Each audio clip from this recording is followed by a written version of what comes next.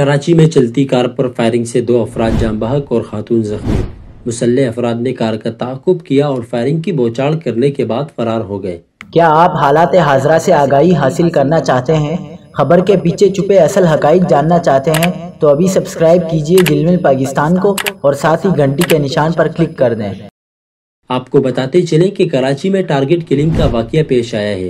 طارق اپنی اہلیہ کے ساتھ ایک شادی کی تقریب سے سخی حسن کے شادی حال سے روانہ ہوئے کہ دہشت گردوں نے انہیں ناظم آباد انکوائری آفس کے قریب نشانہ بنایا اور گاڑی کے دونوں طرف سے فائرنگ کی، جس کے نتیجے میں گاڑی میں سوار 2 افراد جاں بحق ہو گئے جبکہ پچھلی سیٹ پر موجود خاتون زخمی ہو گئی۔ مقتول طارق قریشی کو 9 اور گاڑی کے ڈرائیور کو 2 گولیاں ماری گئی ہیں جبکہ خاتون بینش ہاتھ پر گولی لگنے سے زخمی ہوئی۔